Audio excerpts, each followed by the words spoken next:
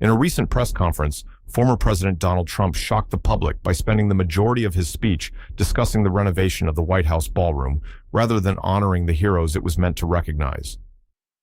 This event, intended to honor the Medal of Honor recipients, quickly became a stage for Trump to showcase his self-obsession and disregard for the very military heroes the ceremony was meant to celebrate. Or did Trump's behavior during this event epitomize much of his presidency? A deep fixation on his image, personal interests, and an endless desire for luxury and attention. As the media focused on this baffling moment, it served as a poignant reminder of how, throughout his presidency, Trump often put his personal gain above the needs of the nation.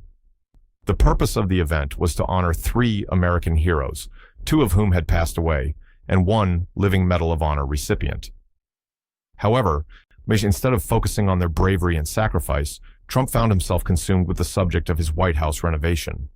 His rambling speech about the ballroom's design and the cost-saving measures he had put in place seemed to overshadow the actual purpose of the ceremony. He spent several minutes discussing the beautiful drapes he had chosen, claiming that his choices were not just aesthetic, but also financially prudent. "I always liked gold," he said, commenting on the drapes he picked during his first term, but adding that he thought the White House could save a lot of money on doors. He even boasted that this grand renovation would be the most beautiful ballroom anywhere in the world, an expression of his grandiosity rather than a reflection of humility or respect for the occasion. Rather than paying homage to the fallen heroes and the living recipient of the Medal of Honor, Trump's priority was to talk about how great the ballroom would be and how much money he was supposedly saving. This excessive focus on aesthetics seemed almost absurd, given the weight of the ceremony. It underscored a key problem that characterized Trump's presidency: his inclination to turn important events into self-promoting moments. What was most disturbing about this moment wasn't just Trump's words, but the broader implication of his behavior. As Trump prattled on about the ballroom, saying that the Medal of Honor recipients sat in the background, waiting for the recognition they so rightfully deserved. These were men who had risked their lives, exhibited extraordinary courage, and made unimaginable sacrifices in defense of their country. In any other context, their recognition would have been the centerpiece of the event. But under Trump, they were left in the shadows as he rambled about drapes and renovation budgets. This moment was an unfortunate microcosm of Trump's entire leadership style: self-obsession over the real issues and a focus on self-promotion at the expense of others. His inability to recognize the significance of the event or even acknowledge the bravery of the people he was supposed to honor was both shocking and deeply troubling. Trump was not there to pay tribute to those who served their country with courage and honor. Instead, he used the ceremony as a backdrop for his own self-aggrandizement. The true heroes had to wait while Trump reveled in his own vision for the White House, further highlighting the selfish nature of his presidency. The hypocrisy didn't stop with the ballroom renovation. After wasting time on his interior design ideas, Trump transitioned into talking about his foreign policy. As of today, 6 American service members have died in Iran, a war that was not authorized by Congress, but initiated by Trump himself. This was the same president who campaigned on the promise of no new wars. Yet, here he was, presiding over military operations in the Middle East, while simultaneously touting his no new wars mantra.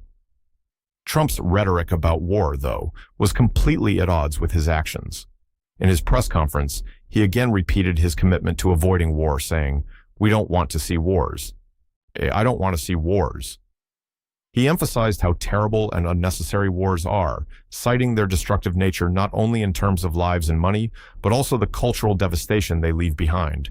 Yet, despite his claims, Trump had already approved military operations in the Middle East and Iraq, sending American soldiers into harm's way, and he has continued to ramp up U.S. involvement in Iran and other conflict zones. The contradiction between his words and actions is striking. Trump portrays himself as a peacemaker, someone who would avoid the mistakes of previous administrations. But the reality of his presidency is far different. In fact, his administration is responsible for escalating military conflict. Directly contradicting his earlier Trump's presidency was built on a promise to keep the U.S. out of new military conflicts. He campaigned on bringing American troops home and avoiding foreign entanglements. Yet, as president, he found himself overseeing more military action than he had initially promised.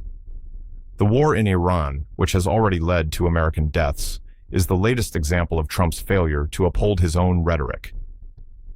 Trump's detachment from the consequences of these military interventions speaks to his larger political agenda.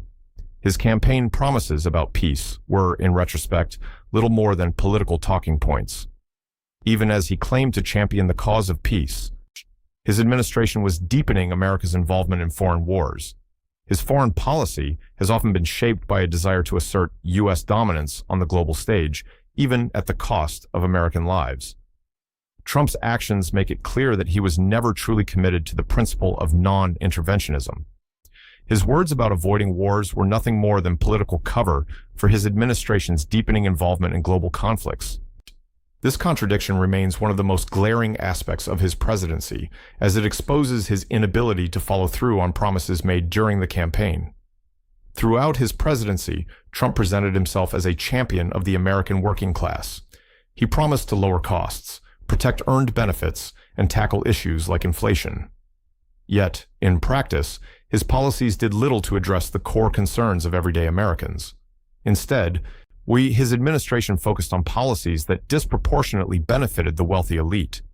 Take, for example, his trade war, which resulted in rising costs for consumers.